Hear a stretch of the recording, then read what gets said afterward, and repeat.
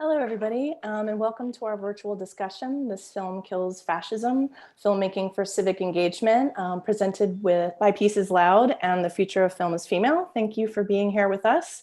I'm Karen Coleman. I am the founder of the Future of Film is Female, which is an organization that amplifies the work of all women directors through our funding, exhibition, and promotional programs. And our partner tonight, Pieces Loud, collaborates with Women Plus Changemakers to advance transformative social justice through storytelling. And they believe that women both behind and in front of the camera are best positioned to not only identify issues, but also their solutions. Tonight's Q&A. Oh, hold on a second. Sorry, that was a ghost in the machine. But this panel tonight will be about 75 minutes, and we will have an audience Q&A portion at the end. So if you have any questions, please ask the question in our Q&A section, and we'll get to that in the last 10-15 minutes of this show. Also, closed captioning is being provided. If you have any issues or have any questions during this process, please privately chat me directly, and I'll try and help as best that I can. But now it's my pleasure to introduce the moderator for tonight, Florencia Varela, who is one of my favorite collaborators. Hi, Flo.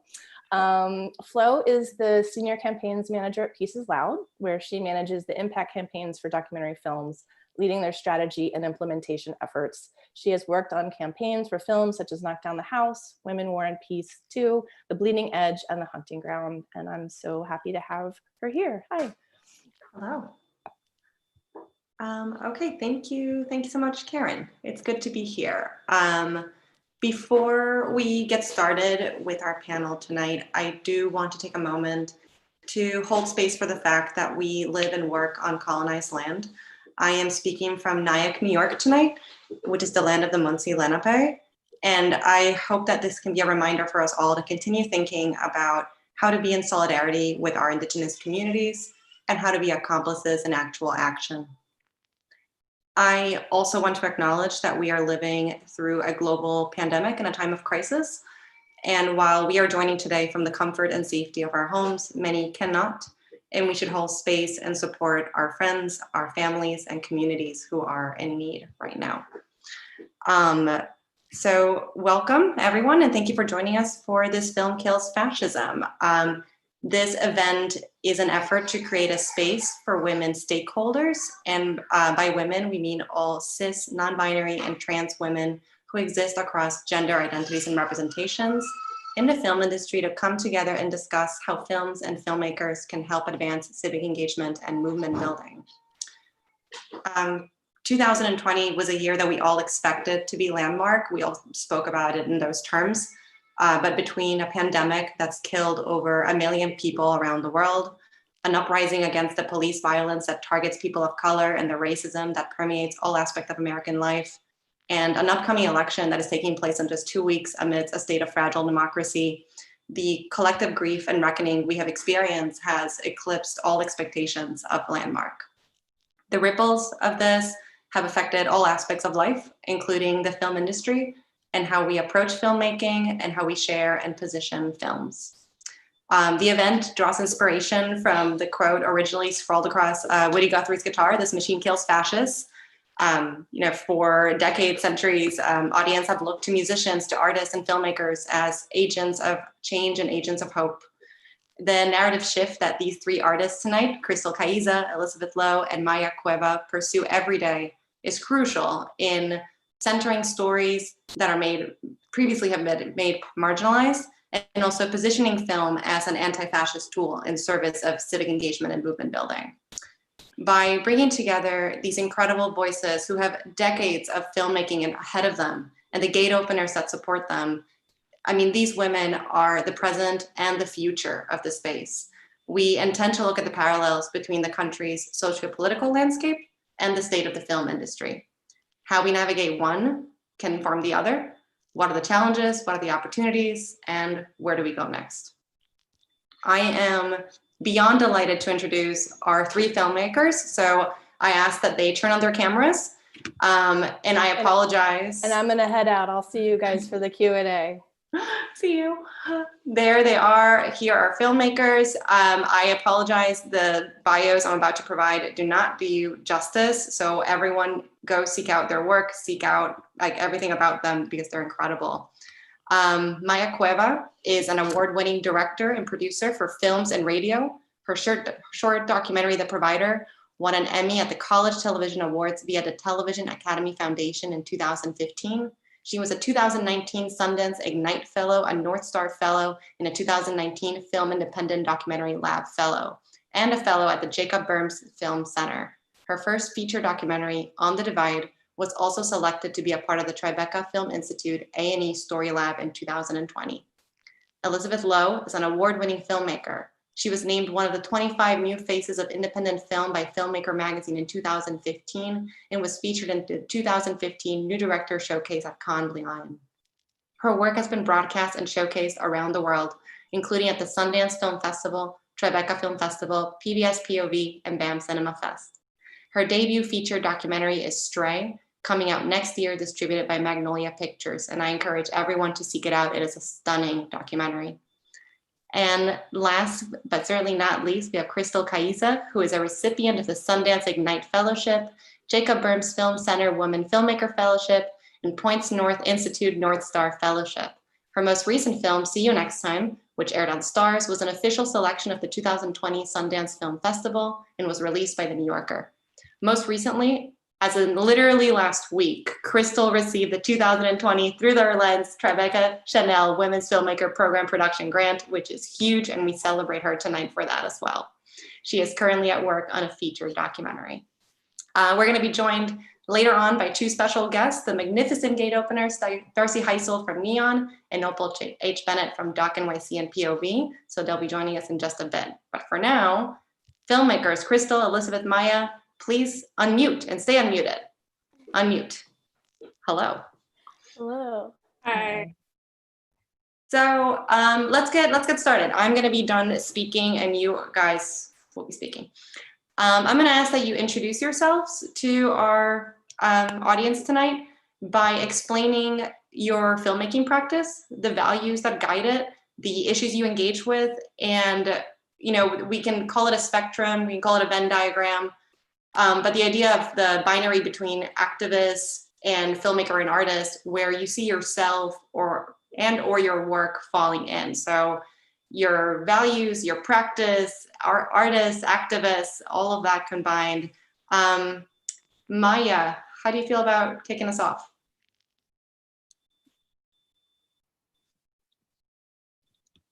Oh no, are we frozen? No. I think we were. Guess what, Crystal? How do you feel about kicking us off today? Happy to go first. Thank you so much for having all of us, and I'm really excited for this conversation. So yes, I'm Crystal, and I think in terms of my approach as a filmmaker is very much rooted in the artful exploration of stories, particularly about Black folks, particularly about folks in rural communities, very much feel situated kind of between the Midwest and the South, and kind of really cultivating a practice in my work that approaches all stories about all communities in a creative way, and prioritizing the film as art, as an art form, and an artful medium, regardless of the types of stories that are being told. I think oftentimes when particularly telling stories about communities of color, the assumption is the advocacy first or the activism first, but I don't think that art and activism in the context of how we explore those spaces are one or the other in a lot of ways, which I think in terms of the education that I got in terms of the approach to documentary definitely prioritize one or the other in a lot of ways. And so kind of the Venn diagram I think that you described is definitely something that I've been thinking about a lot, especially during this time. But when I first graduated film school, I worked at a nonprofit for 2 years, and so was very much a part of a community of folks doing the work, the folks that you would kind of fall under the activist advocate landscape. And I think that for me very much affirmed that a filmmaker and an activist and an advocate aren't necessarily the same thing. So they're very much folks organizing and doing the work. And there are filmmakers that are part of that community. But I very much consider myself to be someone that's a creator of tools for those folks as in any way that I can be in terms of storytelling, and storytelling as a meaningful tool to activate change. But aren't necessarily, I think, would think that those things continually overlap in terms of the identities of folks that come to those spaces. So definitely, I mean, happy to talk about that more with both Maya and Elizabeth. But thank you for having me. Of course. Maya, I had tossed it originally to you first, so I'm going to invite you to be second then. Hey, yes, I apologize. We're all working on Zoom right now, so, got to deal with the internet issues. But hi, everyone. I'm Maya Cueva. A little bit about me in terms of my filmmaking practice and how I got to be a documentary filmmaker. I am a Jewish Latina born and raised in Berkeley, California. South Berkeley to be exact. And my family is very much, and my community is very much what informs my filmmaking practice. I, am a daughter of a Jewish mother and a Latino father who was from Peru and came here when he was about 18. So a lot of my stories do center Latinx stories, right? Stories also from my community in the Bay Area as well. And I really came through radio first. I was a young journalist at Youth Radio, which is a youth organization here in Oakland, California. And that's really what started my practice in terms of, wanting to engage more in stories through radio. But then also, I realized that, if I really did want to tell stories, I really had to be an intentional storyteller. So what was I seeing around me that, might have been misrepresented or ignored, and something that really was a catalyst for my, path into filmmaking was during my time in high school, there was actually a gang rape that happened in Richmond, California, here in the Bay Area. But although this was a horrific event, what I saw around the news and different things that, just media outlets were saying about this event was that they were really blaming the community of Richmond as a whole, right? They were saying that, this was a community that glorifies violence.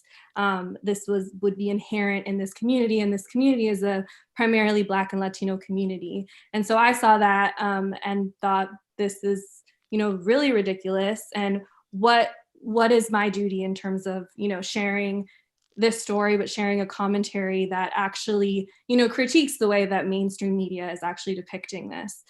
So that was really what pushed me to want to, tell stories, but really be able to center, those who these stories are about, right? And not be the expert when I go into different communities and share their stories. And something that really does push me is my family's legacy. My mom is from Chicago, and my grandpa was actually a big organizer there, and is known as a doctor there, and was actually Dr. King's doctor, and actually organized with Black Panthers there. So organizing is very much in my blood. Also being from the Bay Area, as many of you probably know the stereotypes around like who we are. We're primarily a liberal community. I don't like that word liberal, but we are, more of a progressive community. So this is, it's always been around me, and something that I've always, had in me and made sure that was in the forefront of my work. But in terms of where I kind of fall in the Venn diagram of an organizer and a filmmaker, I definitely would say I'm somewhere in the middle, because although, I do see myself as an organizer, and that's important for my work, I want to create work that, is reaching people across the aisle. I'm not particularly interested in preaching to the choir. Having been born and raised in Berkeley, I know who my people are. I know my community. I know where we stand. I'm not really trying to to speak to that community specifically, because I want to reach people who, you know, might not be mobilized, right? Might not have that energy inside of them. So that's always the forefront of my work, and always important to me that I'm telling stories and sharing stories of people in three-dimensional ways, but that can really humanize them and make sure that, you know, other people who might have had pre-existing thoughts about them, right, or stereotypes about them, might actually change their mind once they've been able to see their stories. Thanks, Maya. All right, Elizabeth. Hi, I'm Elizabeth Lowe. I'm a documentary filmmaker originally from Hong Kong, and I've spent the last 15 years living in the States. And I think that perspective, my mom was Chinese American, but brought us up in Hong Kong. So I was kind of an outsider to the Hong Kong community. And then coming to America for college, I realized sort of my outsider status in America too. Culturally, I was different internally. And also recognizing what it felt like to come from being of a majority race from Hong Kong and then becoming a minority in America. I feel like I've always wanted to be a filmmaker. And I remember one of the first student films I ever made was a film about zoos. And it kind of explored sort of just, you know, what is behind zoo culture? What is this fascination where we bring our kids to stare at animals? And I remember in the process of making that film, one of the narratives that sprang out of that was, I was in New York at the time studying at Tisch, and in the New York Central Park, or the Bronx Zoo, they had held a human African pygmy in the monkey house. And and then after he was released, he committed suicide. And that became a part of the story just from me diving into this story about zoos. And I think realizing the intersections between colonialism, which is what the creation of zoos came from, and racism and speciesism, and how all these things intersect, that sort of really clicked for me. And that's kind of what propelled me to want to dedicate sort of like the next 10 years of my life to documentary filmmaking. And then it was when I made Hotel 22 a few years ago. That was a short film that was about a homeless community in the Bay Area who was using a public bus as shelter. And that film was used by homelessness advocates to pressure sort of the bus company to eventually hire a case manager to go on that bus to connect people with housing. And I didn't expect that to happen when I set out to make this film. And that kind of sort of revealed to me the power that even like a 9-minute short can have in moving capital within like a corporation, like a bus company. And so I think for me, my practice has always been about centering sort of perspectives that are on the peripheries of society, centering their experience and empowering it through film in a language that can exist beyond words, which is, it feels like it's the perfect tool to explore things beyond languages, beyond our own human language. And that, because to me, I feel like obviously like perspectives from the peripheries, from people and beings that have the least power, usually have the most accurate, truthful view of whatever society that they're a part of. So all my films, from Hotel 22 to Bison Head, which was about Hotel 22, Mother's Day, and Bison Head, all these films were about marginalized communities. And then finally with Stray, that was me trying to push sort of the boundaries of maybe diversity even further, which is centering the world, the cinematic world that the film is set in, around the perspective of a dog who is not owned by anyone and has no power within the world. But obviously the film is showing you the agency that even a dog can have. So that's, and in terms of sort of like where I see myself as a filmmaker and an activist, I feel like my strengths are in filmmaking, and I've come to realize over the years that the best way that I can contribute is through film, and to help you, similar to what I think Maya was saying, allowing your film to become like the tool for other people to galvanize them and to put that into concrete action, but through something that happens sort of in a more abstract way through a theater or online. Yeah, no, thank you for that, Elizabeth.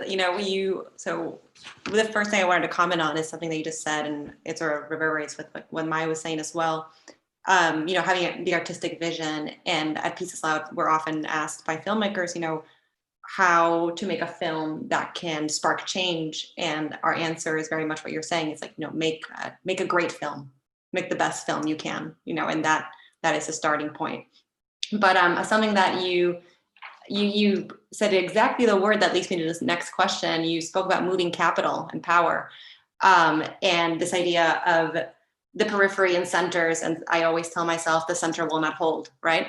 So part of this idea of centering, decentering, and shifting the margins has to do with narrative shift work. Narrative shift. When we speak about narratives, we're talking about a crucial component to sustainable social change and social justice work and overall culture change. People act and people even vote according to narratives that they're exposed to. They become internalized assumptions and truths. So as you were saying, this idea of like shifting centers, shifting margins, and also, which means distributing power even through storytelling. I would say that each of you actually engages with narrative shift work very thoughtfully. You center certain stories, you highlight certain voices, you uplift the work in certain ways. So I would love to hear from you to speak about, which are the flip side of that, I guess, which are the dominant, and Elizabeth, you previously called them destructive, which I love. So dominant destructive narratives that you hope your work is challenging, that you hope your work will help dislocate and decenter, and which are the narratives that you hope your work will help center and uplift, So I welcome any of you to speak first, but I can also pick someone if that's easiest. I can go. There we go. Number one destructive system is white supremacy, for sure.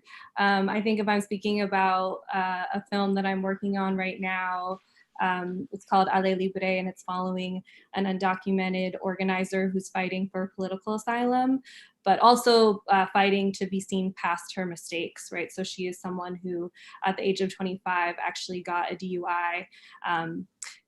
Situation that normally would have put any white person who is documented just in 24 hours in probation, but she ultimately was put in a detention center for 2 years because she's undocumented and a woman of color. So this is a situation where, she is really showing that, what does it mean to kind of turn this narrative on its head around who is deserving, quote unquote, I put that in air quotes, who is deserving to be in the US, right? And how do we challenge that? And how do we center a woman who is really unapologetic about who she is as well, right? She knows that she got a DUI. She is, very open about that. But she also can speak to what does it mean to be criminalized for this, right? And never be able to get the chance to be seen beyond this. And so for me, I think that is why I was drawn to her story first and foremost. We actually first spoke while she was still in the detention center, but I wanted ultimately challenge that narrative around, who is deserving. And then also, I think what happens and what we're seeing right now in this election and our political climate is that both politicians on both sides love to prop up, in terms of immigration specifically, love to prop up this kind of like good immigrant versus bad immigrant, that often, makes it so that people who do have DACA, which is, an incredible achievement, right? That they are somehow become the only people who are deserving to be here and have citizenship, which is it's a false narrative, right? It makes it so that as people of color, like we're pinning ourselves against each other, and specifically for Black and Brown people who happen to be undocumented as well, they become criminalized even more so because maybe they didn't get, maybe they didn't go to college, or maybe they didn't do this or that. Somehow those achievements make it so that they, shouldn't have citizenship shouldn't be allowed to belong here, when for most people it's the only home that you know. So this might be a long-winded answer to this question, but ultimately that is what I strive to do in my work, right? Is how do we challenge those types of narratives? And also, like I was saying earlier, around communities that are misrepresented or ignored, right? How do we challenge these images that we're often seeing, so that it isn't just the mainstream news that's getting the story and leading it, and not really looking to the people that they're actually doing these stories about to be the experts on their own stories, right? We often in journalism, we hear like, if it bleeds, it leads. I have a big fight with, I just often like am contentious, I think is the word, with journalism because of those types of things, because often we're sort of reducing people's stories just so that we can get a good headline out there. But yeah, I think it's very important to be able to focus on, centering the people that we're filming, right? And using their stories to challenge these very racist tropes and systems. Thanks, Maya. Crystal, I I see you leaning forward. No, I like wholeheartedly agree with everything Maya said. I think it within this in terms of destructing or like recentering specific voices and narratives, and specifically like positioning like white supremacy as a lot of the way, like obstruction in terms of the types of stories that we're seeing and who's allowed to tell those stories. I think I think a lot about the filmmakers' approach and kind of their areas of interest and things like that. Very much in my work is like decolonizing work, and very much thinking about image specifically, and like really recentering. I think oftentimes in this industry, it's you might have the image or like the approach that you want, or be telling the story that you want to tell, but then it becomes a question of intention around audience, and like when you're in the edit or crafting a project, and like really having had the privilege of telling someone else's story, or like I think as filmmakers in the nonfiction space, it's like such a privilege to have someone's time and like have them sit down and be vulnerable and tell their stories. And so when you're confronted with the idea that like this is something, I guess a good example would be a short that I worked on a few years ago called Edgecombe in North Carolina, which is kind of a triptych of 3 generations of folks in this rural county. The first character is someone that was experiencing house arrest. And I remember like really having to interrogate like questions around why he was criminalized and what his record was and things like that, but also fully understanding that the audience that I wanted to speak to, like, that's not an important fact to know, and like really interrogating intention around when we're talking about the truth, like whose truth are we centering in the narratives that we're telling, right? So the truth of him as an individual was more important for me to center than the truth that people thought they needed to know to be able to empathize with his story. And so for me, it goes beyond like, it's about representation and like having folks behind the camera that are in a position where they can build trust and community, and really center and be the person that pushes through the obstructions of all of those things that Maya was talking about, of needing to have the perfect representative for X issue or X story from X community, whatever. But also, I think it's the nuanced stuff of all the things that, as filmmakers, regardless of our background, the biases that we have around, how we engage with audiences, or what someone considers like a worthwhile story or a story that's deserving to be told. And I think that's, definitely something that's kind of really difficult to contend with in an industry, and during a time that really prioritizes an entry point being like diversity and representation, but like you like taking on as a filmmaker the additional work of saying like, what is the truth in this space, and how do I represent these folks and build on the trust that I've said that I've created to accurately center them throughout the production process, from like that first introduction through the end of a picture lock.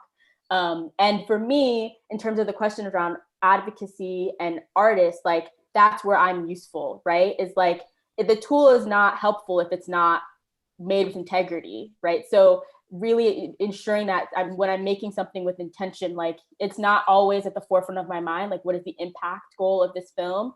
But if it's truthful and honest, then it's something that should be able to be used as a tool for the communities that it matters to the most.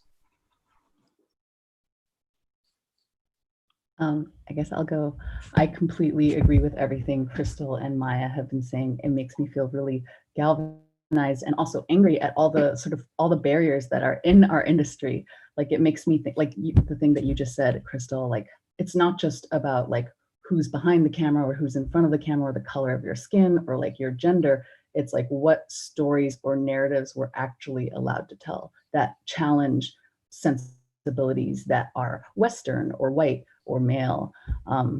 Yeah, I think for me, like my greatest sort of impetus in filmmaking, and maybe it's because I'm like an outsider to American society or was brought up in the East. It's to challenge sort of like Eurocentric and imperialist narratives that are also really tied to anthropocentrism, which is the centering of humans above all other creatures, which many other cultures and traditions don't hold true, but it's become sort of this dominant and the most destructive sort of way of seeing the world that's led to sort of like communities of color being in crisis and, you know, the tens of billions of animals around the world being in crisis. And to me, that's kind of like when I made Stray, one of the big sort of blockages in like trying to get it funded, it's about a stray dog in Turkey. And part of the narrative that I discovered, and this is why I love filmmaking also, going into it, I was like, oh, what does it mean to be a stray dog and you don't experience love at all because you have no owner? Because I came from this perspective where, you know, where we have a certain relationship to dogs or to non-human life, which is one of property and ownership, which I think is very Western. It comes from the roots of capitalism and how just the history of this country. But going into that film, I realized, I was like, oh, actually having flourishing stray dogs like be communally raised by a city is actually a really beautiful thing. And that, you know, there's so much respect for dogs or non-human beings to be able to not say they have to either be in shelters or owned, that they have this right to live.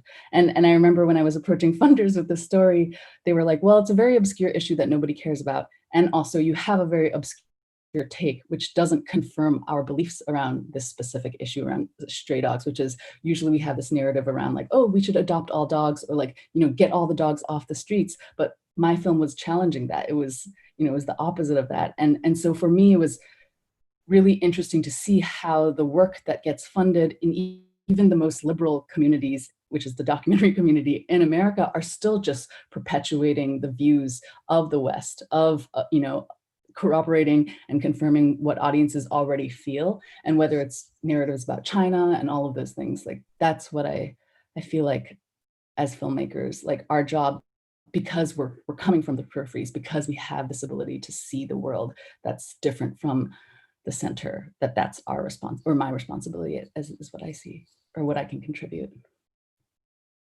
These are the best echoes, like the three of you, just like it's the most wonderful echoes, like a storm, really. I mean, all I want to do is ask you like 5 follow-up questions to everything you just said, because it was just so important. But at this point, I do want to bring in our special guests to join the conversation. So I'm going to ask our industry gate openers to turn on their cameras and also unmute themselves, because joining us now will be Darcy Heisel, who's VP of Audience Engagement and Impact at Neon, and Opal H. Bennett from Doc NYC, where she's the Director of Filmmaker Development, and also she's a producer for POV Shorts. Welcome, Opal and Darcy, to the conversation. Hello. Hi, guys. Good evening. So first off, I'm gonna ask Opal and Darcy, you guys, one direct question for the two of you to unpack, and then we'll ask another question for everyone to join in on. But just because you know, the two of you hold very specific roles in the industry as gate openers, and distributors and programmers hold very specific power, you know, of where a film goes, who gets to see it, how they get to see it. So I would love for each of you to speak to how you see your work and your practice within your roles in distribution and programming, intersecting with mobilizing communities, intersecting with being in service to civic engagement. And I mean civic engagement as, you know, the most explicit version of it, as in, you know, what's happening in 2 weeks, but also this idea of like larger movement building and how you see your work in those spaces intersect with it. Opal, if you want to kick us off.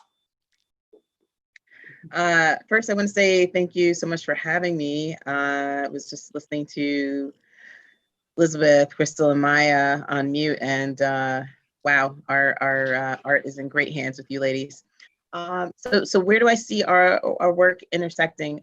So I wear two hats as curator and producer acquisitions person. So I think I'll say from the sort of curating, taste-making side of things, I'm usually looking to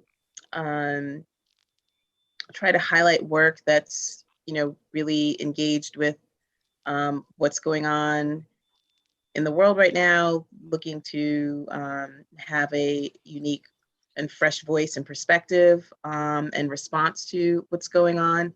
And I think that art can be very much like an engine for empathy.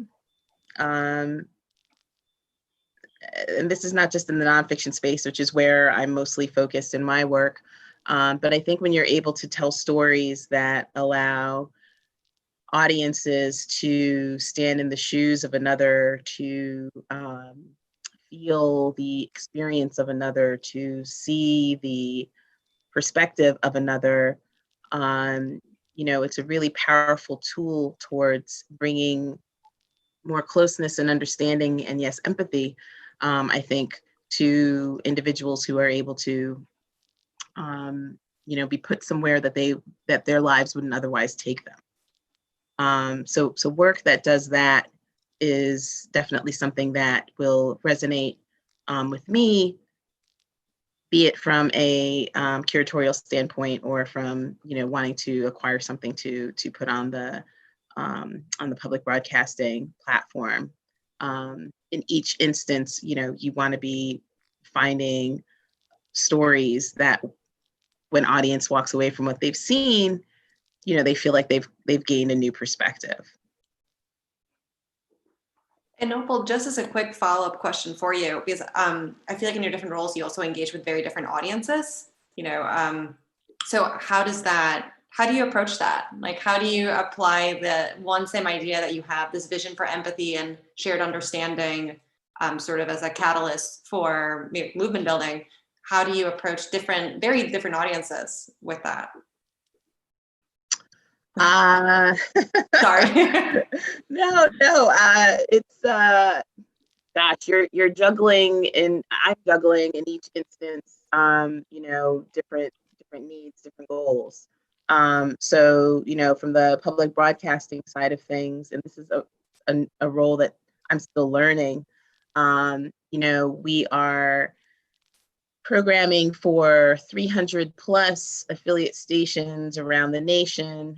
You know, we have a mandate to,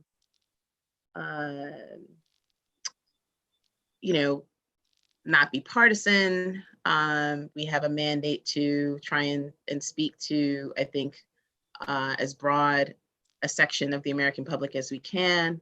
And so it's a different approach than, you know, when I'm programming for Doc NYC, where, you know, we're very much coming from a New York centric perspective and trying to highlight those voices and those stories.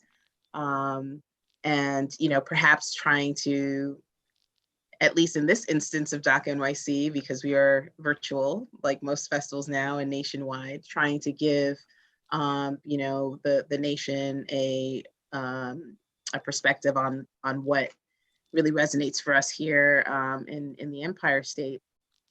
you know, it's a bit competing. I think, gosh, how do I interact with audiences? I mean, I think it's the same. Like, you know, I'm wanting to find something that is going to, you know, for public television, make that person hang out on the channel for, you know, the episode that that is playing, and, you know, in the festival, make that person want to purchase the shorts program. So, you know, we have perennial programs that I have at Doc NYC that focus on New York stories and arts, because the creative process and creative contributions is so much a part of the DNA of New York. But, you know, most of my programming from Doc NYC is submissions focused. So in any given year, it's a very organic process to, you know, come to the final programs, and it's very much filmmaker driven, right? Like, whatever I get a critical, you know, mass of really strong projects that are animated, or, you know, about, that are from women, or about women's stories, or, you know, focused on, I don't know, different perspectives, different film grammatical textures, right? I'll pull together a program from that. So in that regard, it's almost, you know, me and myself and my team in conversation with the artists, you know, what is resonating with them in a given year, and then translating that to audience. Thank you, Opal. Darcy, I'm about to look at you to ask you the same question, but before I do that, I just want to remind our audience to please remember we will have a Q&A in just a few minutes, really in about 10-15 minutes. So please drop in your questions in the Q&A box, and we'll make sure to read them and go from there afterwards.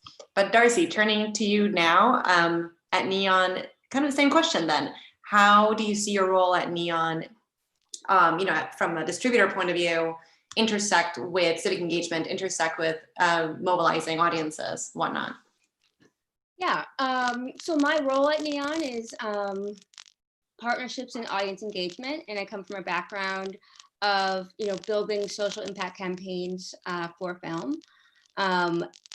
In many ways, I've always sort of, you know, come from the perspective of what Crystal, you know, said earlier, which very few filmmakers actually say, which I think is really relevant, which is that, you know, film is a really powerful tool, but it isn't the movement itself.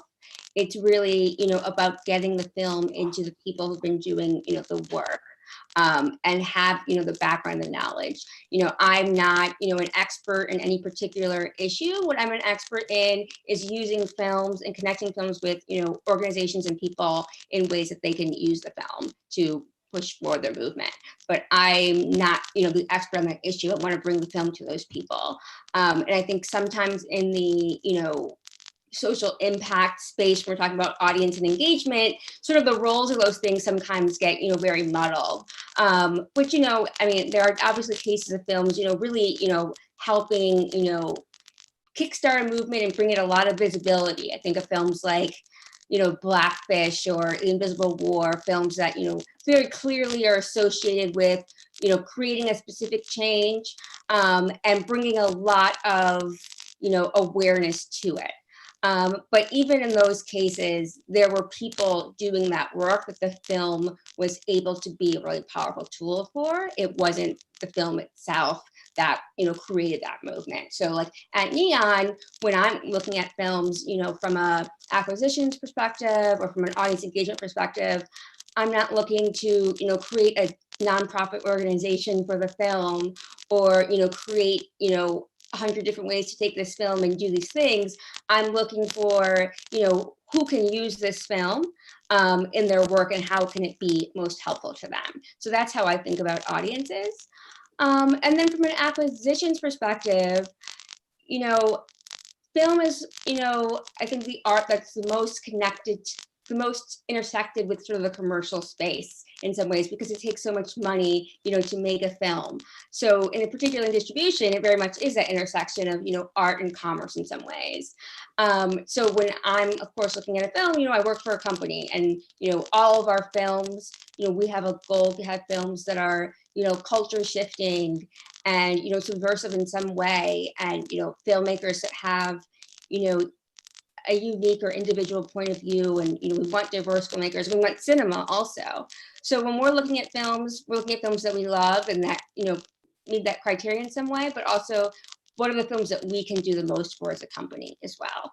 Because there's some films that, you know, maybe are better, you know, on a, you know, streaming platform where everybody can see them. You know, where is it that, you know, our expertise as a company can come in and really support that film? And so that's what, you know, again, from like an impact angle, I'm also looking at. So me knowing the company, I'm looking at films from that perspective. Where can Neon, you know, make an impact? Is it a film we love? But then in terms of impact and engagements, you know, where can this film, what can we best do for this film? Where can this film best sit? Because oftentimes, I think with films also, because, you know, there's so many problems and issues, there's so many things, you know, that we want to fix and change. And, you know, you can have a film about an issue, and there's so many different ways that, you know, you can, you know, move people to action, or so many places you can put it.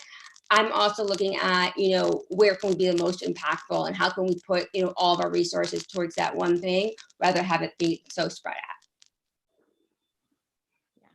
Thanks, Darcy. Thank you. I'd love to bring the five of you now sort of into a question. Basically, what I'm interested in, what I like to think about often is the binary between like traditional and radical. And, you know, we are, again, like 2 weeks away from a certain event, and I think there's been a certain amount of tradition involved in terms of how political organizing has happened. And very similarly, there's been certain traditions that have dictated how film distribution has happened, you know, in terms of like coastal openings or how festivals work. And so there's this emphasis on tradition, I would say. And at the same time, I would say everyone at this point has kind of woken up a little bit to the power of the grassroots, you know, in politics. And we've seen challenging candidates come up and, you know, change the fundraising game, change the mobilizing game, just change the game itself, I would say, maybe even change the playing field. So I'm curious how, you know, as gate openers, so perhaps the people that maybe control some of those guardrails, but also the filmmakers, because like you're in it, how you see maybe, if you observe better yet, a shift happening from some of the traditional practices in this space, whether it has to do with distribution or filmmaking itself, and shifting into a different paradigm, perhaps a more radical one. If you have observed it, if you're engaging with it, if you're hopeful for it, I mean, any of those degrees, I would say, I'm interested in hearing from all of you in that capacity. Crystal, just because I see you nodding, I'm going to take that as a cue. No, it's a really great question. I think, you know, in a lot of ways, I've been thinking a lot about this during this time in terms of at what point, specifically in the context of this year, like at what point an issue becomes radical in terms of the language and how we discuss it. Like, I think in terms of the grassroots and radical politics and the radical ways in which folks do things, like many communities have been doing that and it's tradition. And when folks approach a specific issue or story, or in terms of like how we release films or the way that we approach art, and, you know, all of these things intersect. You know, I think that there's something that's in terms of when thinking about strategy around work and community building and organizing, like really like taking a breath and understanding who was here before you. And I think that is in the advocacy space, but also very much in how we create work in the film space. Because I think that, you know, there is like a blueprint in a lot of ways. You know, people create work in different ways. Work is seen in different ways. There's different strategies and approaches and distribution plans. But there is, you know, to a certain extent, a blueprint as filmmakers that we're taught to success, of certain filmmakers, certain affirmations that are important to be, you know, chosen, quote unquote, in the industry. And I think acknowledging that and recognizing like that path and that way forward is also valid and a way to get work done and a way to get work seen, but also not necessarily like limiting yourself in the like the construct of how you think your work should be seen. So like, for example, with Edgecombe, like very much went like the traditional festival route, but then had screening in Black churches in North Carolina. And like, what does it mean to prioritize engaging community where the work is made as a filmmaker, in terms of like, okay, it's a priority to premiere at this festival, but it's also a priority for the folks that are part of the film to see the work and see themselves in the work before anyone else sees it. And I don't necessarily think that's radical, because I also understand that there's like a tradition, particularly in Black filmmakers and in this space, of folks building films with community. And so I think then when it is, and I don't need like the term co-opted in a lot of sense, but when folks in like the industry space will talk about community engagement and talk about like how things are seen as radical, it's like, well, there have been folks doing that work, and how do we, and in a lot of ways, that's like a language that for me takes up space instead of like reimagining and creating space for folks to be able to think creatively about how their work should be seen. Yeah, and so I think it's really difficult. And I think, I think it's very complicated and nuanced in the context of filmmaking, because so much of the economy of being a filmmaker, like paying rent and doing things, is within traditional lanes. But I think broadly outside of filmmaking, being really careful about what you're assuming is radical. I mean, it might be radical to you and your individual story and how you come to a specific issue. But abolish the police is radical this year, but it wasn't radical for a lot of folks last year. So like really interrogating the language that we use and how we bring it into spaces, and recognizing, similar to what we were saying before about filmmakers not necessarily being activists, about not assuming a filmmaker is an activist, but when you go into spaces, really bringing in folks that have the language and have been doing the work for long term in a way that has built a tradition. So understanding that it might be radical in your thinking, but that's not everyone as well. I would just build on what Crystal said, and I agree with everything that you said. To say that I think there's also like different places for people within the ecosystem that we're all in. So, using the political analogy, there are people who are grassroots on the ground who, about, prison abolition has been something they've been working on for, decades and generations. And that language, is the language that they're using. And they finally have gotten a moment where that has become, part of the public discourse. But, that exact phrase is not necessarily something that, Joe Biden is going to use. There are different levels of where people can be in order to get movement forward. And we wouldn't, an activist is not going to run for, president of the United States for many reasons. Most likely they would not want to be president. And Joe Biden isn't a community organizer. I think there's different roles for everybody within that system, and the activist role to be able to push forth, the discourse that they want and push the president to do that is very similar to what, in some ways we see in film, which is that, independent filmmakers have, particularly in the Black community, have been doing community organizing and, basically, building, DIY theatricals, for, 40 plus years, since the 70s. But that is something that, I think in the past, since I've come into the film industry in the past, 15 years, the idea of impact producer engagement has become more of, a career. And then obviously I'm at a film distribution company. So like there's something that's been brought indoors, inside the actual company. And I think we all have, roles to play. And I think that, independent, filmmakers, not to use the word radical, but I do think that like the radicalism that they do, helps shift the entire, ecosystem, but it is slow. And there's also, a place for all of us. And that's not to let, distributors off the hook for having to do, actual, work in the field, but just to say that the work, looks different in some ways, should look different. I think that there's something, I'm just using this example because I saw your film Edgecombe, we screened Little Woods at the MoMA at Future Film event. Nia DaCosta, directing, the first Marvel film, as a Black female woman is an amazing feat. And that's very different than, the work she did doing Little Woods. And it's very different than the work that you guys are doing now as first-time feature filmmakers. And, Ava DuVernay's position as, probably the most prominent Black filmmaker, the films that she makes, they're reaching a much broader audience of people. So it just, it's not to say that the work isn't the same. It's just, on a different scale. And I think that the work that, that studios do and the Avas and the Nia DaCostas and the work that I do very much will be, influenced by the, I guess, the creativity and the radicalism that people on the ground are really doing, and in some ways will force us to catch up. And in some ways, as us as an indie distributor, we're that too in terms of film distribution.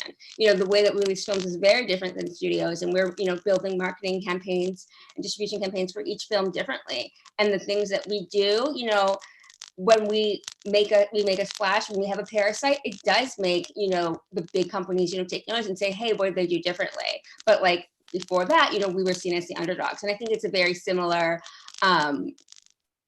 sort of like paradigm in terms of independent film and in politics as well. It was a little long-winded, but I think it got out there. I want to pick up on your point there, Darcy, about doing it a different way when the big guys feel like the tried and true is the only way. And it's a path dependency that is very much the case in sort of the traditional approach to film industry, right? And you do see that in politics as well. And we're seeing in politics individuals like AOC and the Democratic group that she's a part of, like kind of doing a jujitsu on those paths, right? That have left avenues open in spaces that were ignored, and that's where they're building the movement, like right in those massive gaps. So like, it was really inspiring to watch Knock Down the House and see how, AOC was able to look specifically in the space where the incumbent had, left a wide avenue based on his absolute belief in, the way things have always been. That's going to work, right? And it ushered her into victory.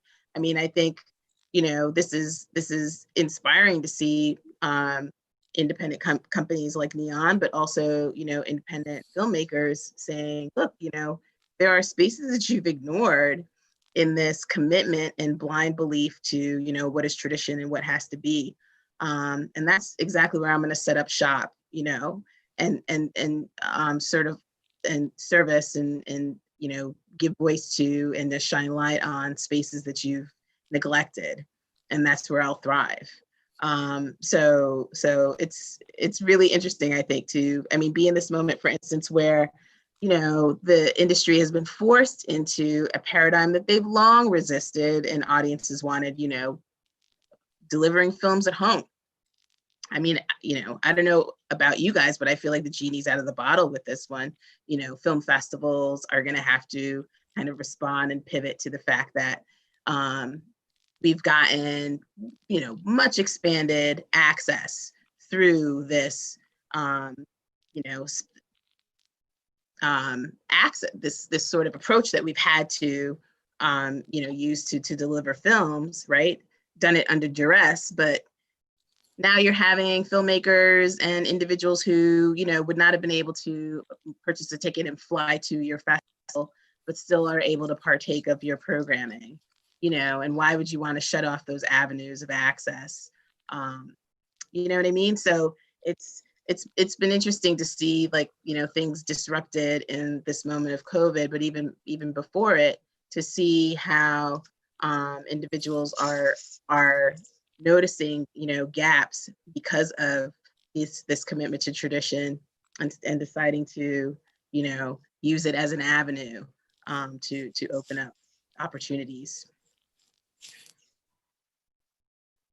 Elizabeth and Maya, I do want to give you an opportunity to respond if there, you don't have to, by the way, not to put you on the spot, but just in case you want to respond to it before we go into the audience Q&A.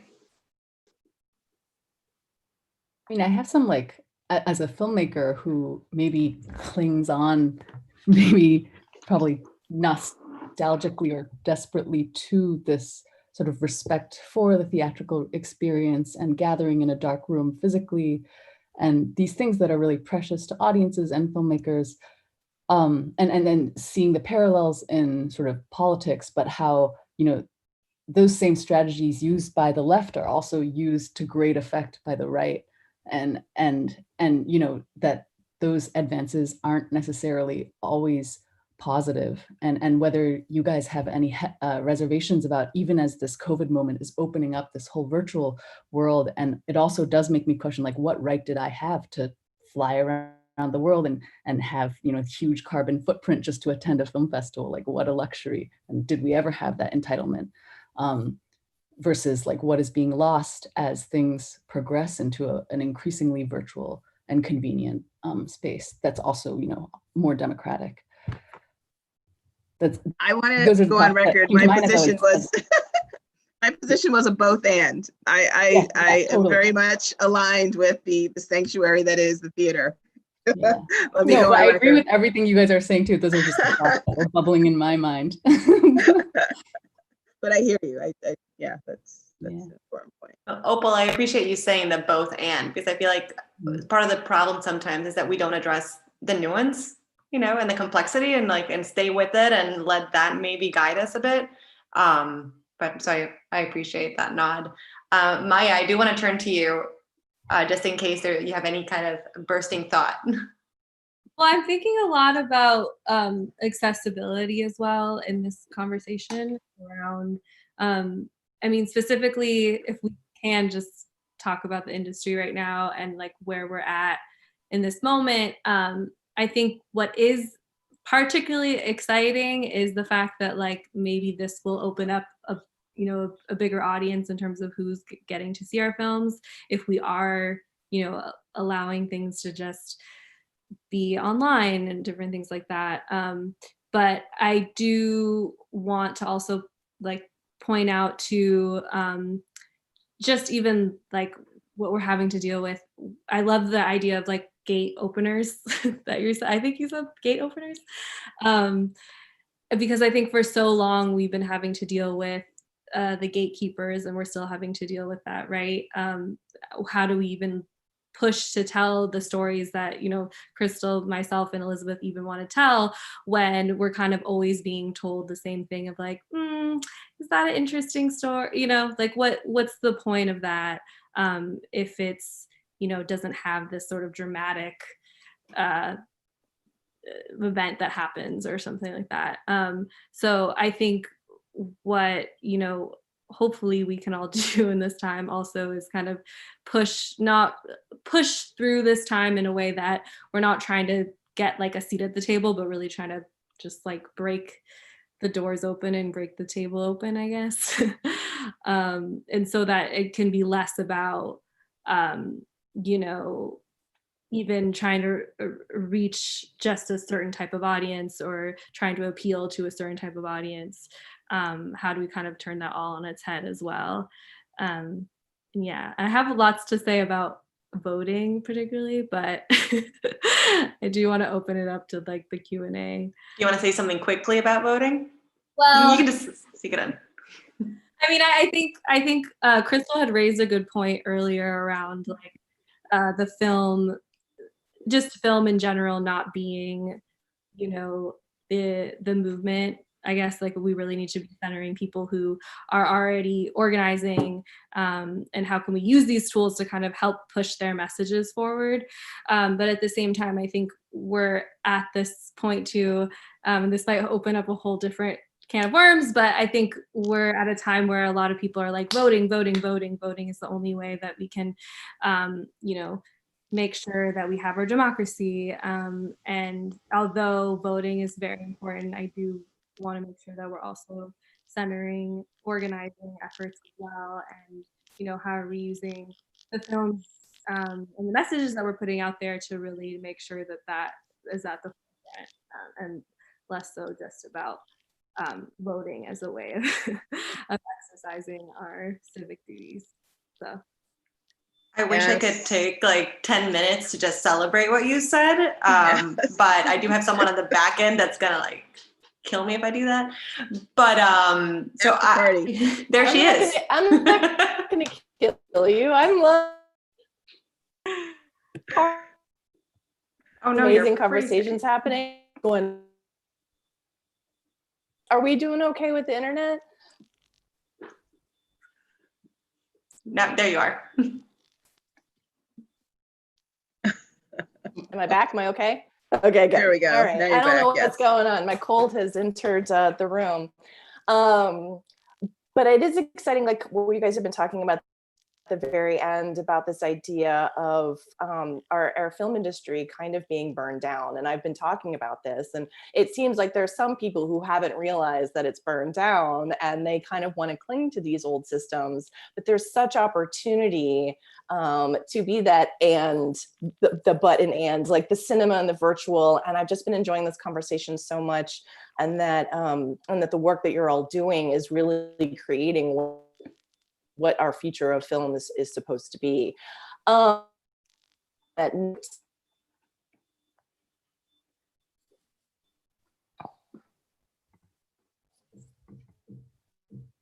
Oh dear. is from Kai Thomas. Oh dear, are we okay? You're freezing just a little bit, but you're okay. You're good. You're back. Okay, sorry. New York, 8:00, bad Zoom time. Zoom. So the first question is from Kai Thomas. What kind of support are you all seeking right now in your careers?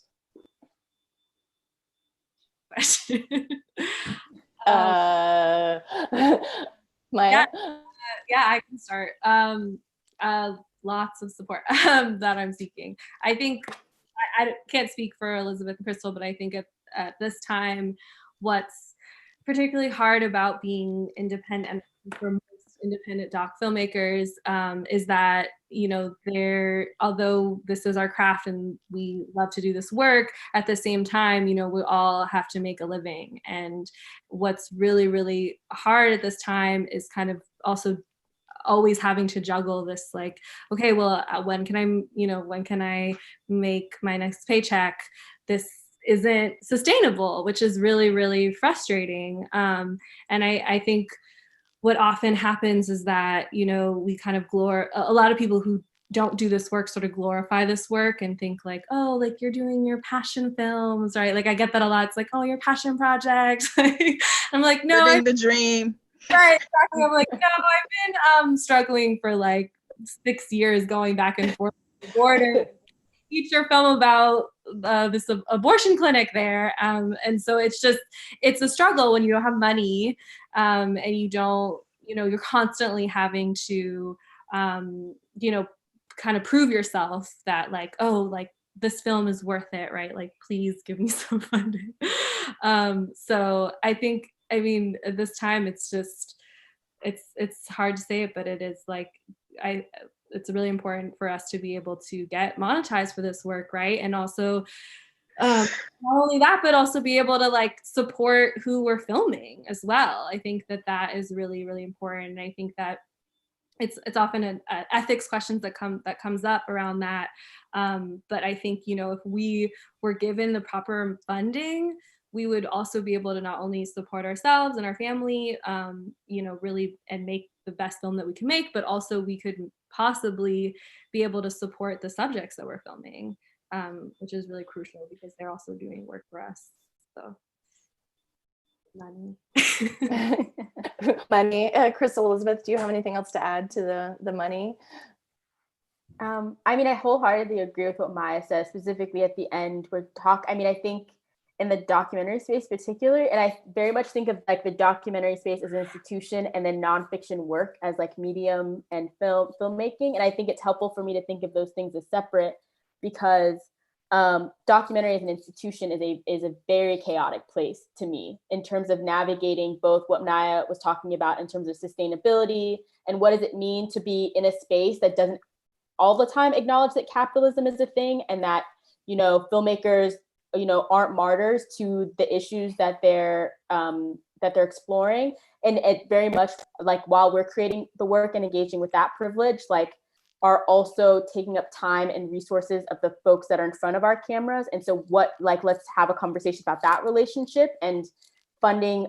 And we need to put funding in dialogue with the fact that a lot of the lived realities and experiences of the folks who are, you know, at the festivals or having their stories put on screen is also labor. And I think that there becomes this bizarre kind of binary of the type of work of like, you know, if it's a story centered on a social issue, there's a specific sacrifice in terms of like, what are you willing to get the work done? And it oftentimes means you won't have any money to actually create a work with a specific kind of integrity that I talked about before in terms of doing it justice.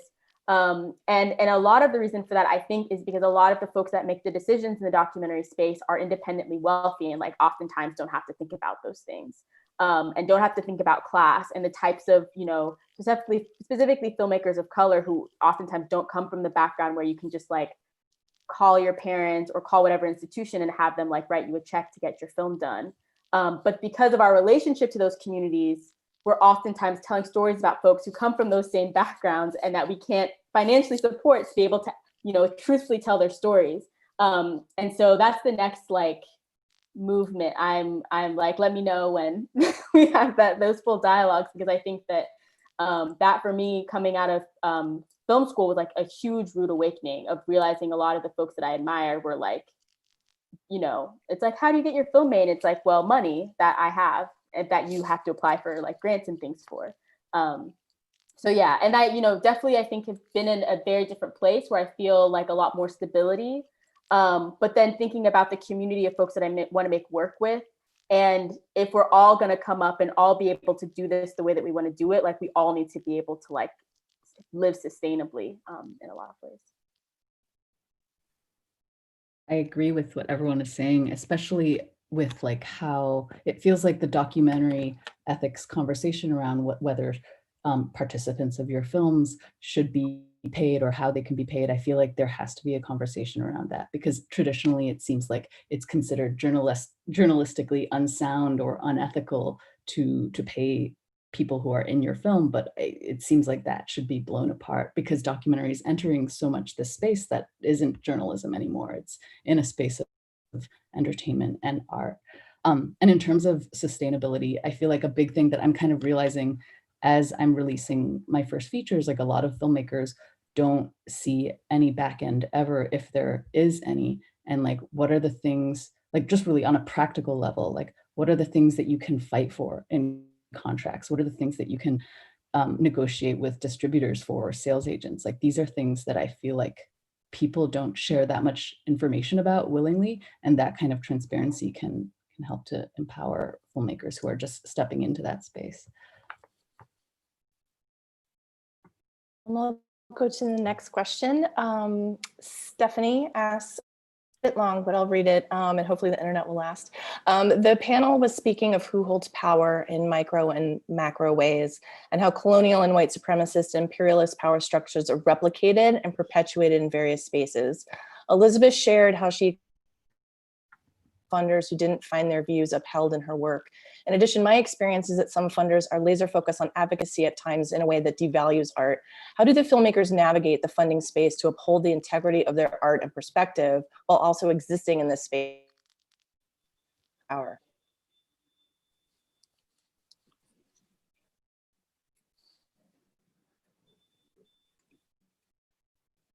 Maya, you want to tackle that? I mean, it's a question, I think, that I can't speak for everyone, but I know personally constantly kind of navigating, right? I think if I can speak bluntly, like in many ways, the funding space is also kind of a gatekeeper space. It's very highly competitive, and it can be really hard to kind of break through that and get the proper funding that you need. I think it's the constant question, right, of, you know, how do I hold true to my original intention of my film, but then also try to appeal to someone who would potentially give me some money in order to make this happen. It's a constant battle, but I think what I've always tried to do is just always ask myself that question over and over, like, why am I doing this, right? Like, what is my intention? Why did I originally set out to do this? And who is this serving at the same time, right? I mean, I think we've all been speaking about this. You know, we're filming people's lives very intimately. These stories, as much as we're sharing them with the world, are not necessarily our own. And so I always, you know, try to go back to like the center and like why I even started this film. And also just to remind myself too, the question of, you know, that I often first ask people that I'm filming, you know, like, what are stories that you want to be shared? What do you feel like is being misrepresented? And I think that often helps ground me a lot of the time, to make sure that like, okay, maybe I have to, you know, write a certain grant or you know, cut the sample in a certain way so that it's quote unquote entertaining for eventual, you know, funders. But at the same time, you know, what is my ultimate goal, and how do I stay true to my purpose? So yeah, it's a question that it's always, I think personally, I'm always kind of grappling with, because it's hard. It's hard to, again, I think Elizabeth mentioned this, like we are in a way not journalists anymore. We're still, you know, having to create films that are and have entertainment value. So yeah, it's hard, but I think that I often just try to ground in intention, right? And being an intentional storyteller, and making sure that I'm not just making this so that a white man will be like, wow, that's a great film, you know, like, love your story. That's all.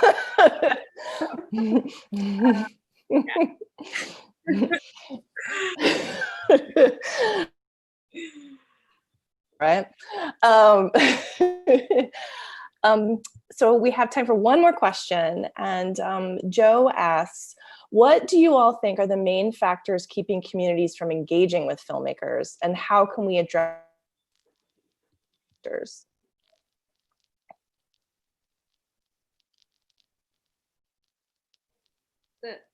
The connection cut off a little bit. I don't know if you can repeat that. Oh, I can jump in for that. What do you think are all the main factors keeping communities from engaging with filmmakers, and how can we address or mitigate those factors? And I would say I would also welcome Darcy and Opal to jump into that one as well. I would say distribution and awareness are big reasons why, you know, films don't reach communities. But I would also say, you know, equally, and like media coverage, which I guess fits into awareness, money spent on marketing. But also I do think that there is a little bit of a disconnect sometimes between, you know, what communities want to see or what their sort of bandwidth is when you're talking to an organization about what they can actually do with the film versus what a filmmaker would want to do with the film. So I think sometimes, and I think it's similar to that sort of disconnect between like, you know, filmmaker, activists, it's, you know, filmmakers like, oh, I have a partnership with this organization, you know, they should, you know, want to screen my film in every single, you know, local chapter that they have. And sometimes organizations like, yeah, we would love to do that, but, you know, we have 25 other things we have to do, and this is our priority right now. And, you know, we have to get this, you know, political campaign, you know, passed. So like there's oftentimes misaligned, particularly in the engagement space, misaligned goals around that. So I think one of the things that does need to happen when you're building engagement campaigns and partnerships is having partnerships, you know, that are mutually beneficial. It's not just, you know, how can this organization help my film, or how can my film help this organization? It really is that question of, is this the best film, you know, for this organization at this time? And it's building, you know, deep ongoing relationships for a long time. It's not just, you know, coming at them, you know, 2 weeks before your film is available and saying, hey, we promote my film. Yeah, Darcy, I want to uplift kind of like what you just said, because the idea of like equity, you know, like equitable partnerships that go both ways, I think also ties into what the filmmakers were just talking about in terms of funding, you know, equitable funding. And like, you know, so I see how equity is a common thread, you know, hopefully bringing this all together. I will also add that I think in terms of like the filmmaker perspective, and in terms of what Darcy was talking before regarding like a filmmaker's vision and intention and like oftentimes reality of the space and what the space needs. I think a lot about like accessibility and the spaces in which we show certain films. Like I grew up in a town that, you know, most of the films that I watched with my family were at large theaters that were showing blockbusters. And that's where I thought films should be watched. I had no idea what an art house theater was. I had no idea what independent film was. And like luckily had a friend in middle school and high school whose parents were like, you know, like ultra artsy, like very much not from Oklahoma. Like take me to an art house theater that like exposed me to so much work that I wouldn't have seen, but also being very conscious of the fact that I was always the only like Black young person in the theater. And that's not because, you know, young Black people don't want to see independent film. It's because I had never had, it was never assumed that that was a place that I would show up or want to be. And so I think also in terms of creating the work, like for me, really reimagining the idea of like when people talk about audience, I think, you know, in a lot of ways people are asking like, who do you think your audience is? But they also in the back of their minds, like have an intention around, well, this is the type of audience that we serve.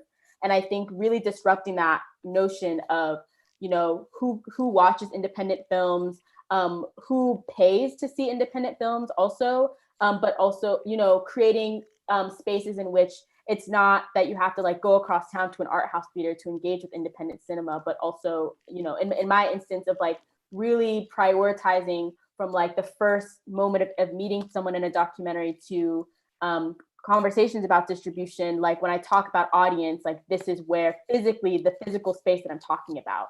And it's very much theaters and it's very much, you know, impact screenings and all of these things. But when I'm talking about the folks that I imagine watching my work, like where are they actually? Because there's a lot of, you know, I think marketing and strategy that goes around it, but kind of like we were talking about before, like traditional approaches, it's oftentimes like knowing the folks in those spaces and like having built trust throughout the process. So when you show up with your film, they can call people in to engage with it. And I think in terms of my work, like those are always like the best audiences and conversations are the things that were a labor to get people to show up in the first place, which I think is really important.